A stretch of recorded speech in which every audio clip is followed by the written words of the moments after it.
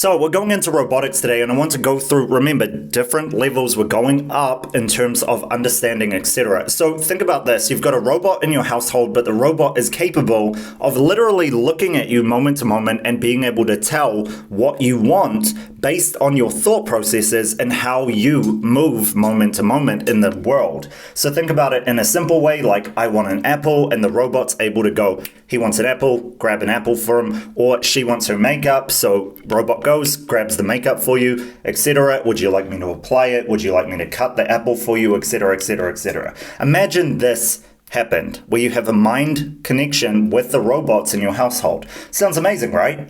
However, think about the implications when it comes with this. Think about the times where you thought about something or you imagined something and you never did the thing. Think about like something that didn't occur as a memory and it was just your imagination running wild. Maybe this was a fantasy of yours. Maybe this was some form of sci-fi. Maybe it's a robot that you want to be amazing for you, or you to be something that you're not. Maybe you're like a jacked person, or somebody who has a lot of girls, or somebody who has a lot of money, or somebody who has a lot of fame and attention, etc. But it never happened, right?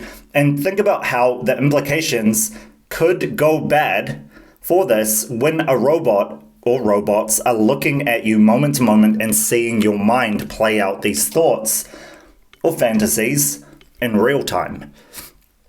Think about an example like this. So you say that you wanted to run track and you put it in your imagination that you're running track, right?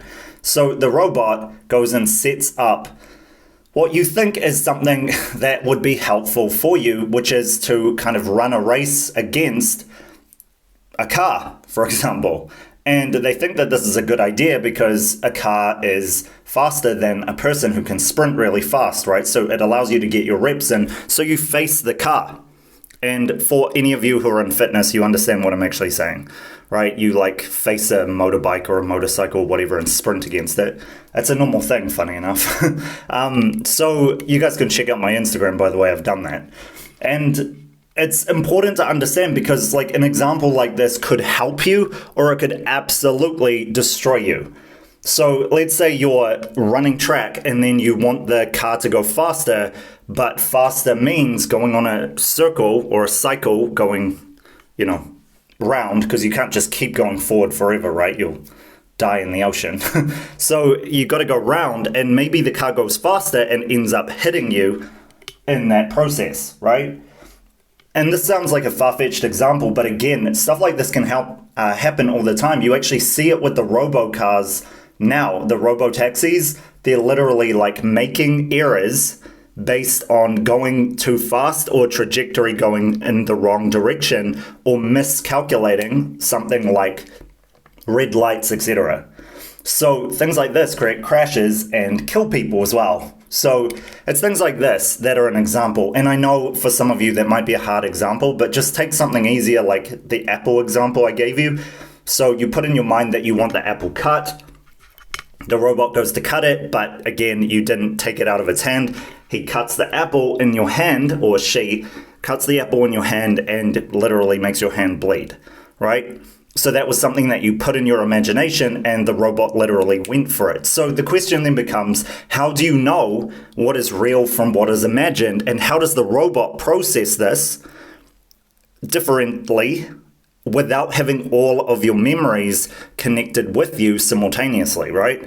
They literally need a hard drive of your memories to be able to do this perfectly, but then it is still capable of errors because the level of attention that you need to detail while doing things in the moment like this, the calculations are crazy. And the level of calculations for something like this that's even an AI, that's like ASI, is insane. The level of possible errors that it can make are like infinite. So this becomes a huge problem.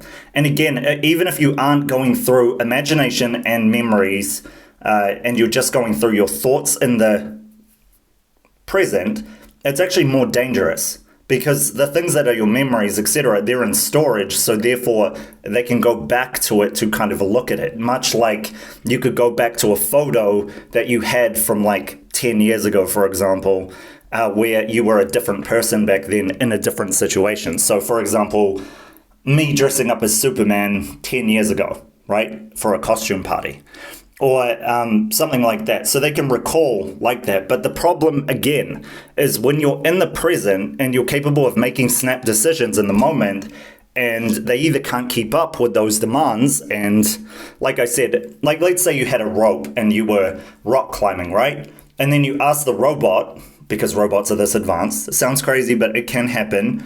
Robots are this advanced, and you ask the robot to pull you up, but you're trying to get to another rock, right? So you go to the other rock, and because it lags in calculation and then does it with lag, you literally go for the rock, you miss the rock because they pull on the cord to pull you up, and you literally face onto the wall, and then it drags you up, destroying your body and face. I know that sounds like really graphic, but this kind of stuff and calculation errors happen all the time.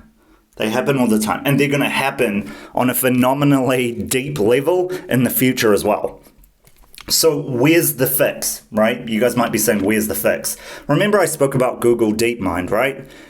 Google DeepMind is the basic level of this, but it can't fix everything by far, because if you think about it, it's literally an environment with the actual environment that is real-time taken out. So what I mean by this is the realistic environment, like me, if I'm not static, if I'm not like static sitting in a classroom, it can't calculate me as a variable.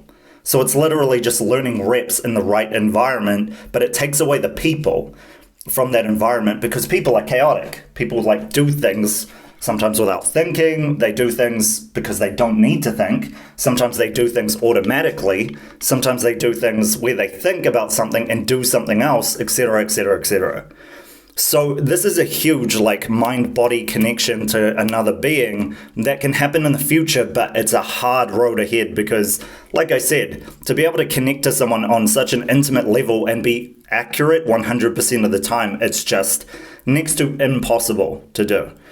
And that's for any form of being, because like I said, if we just go on the basic level, just the basic level, if a being is to go above and beyond another being in a way, they become totally different. Like their perspective, their lens of the world, their capacity for what they can do, etc. It totally changes. What they're after totally changes. What they think other people are after totally changes. It changes the connection that you have with other people, humans, humanoids, and everything in between, even animals, right?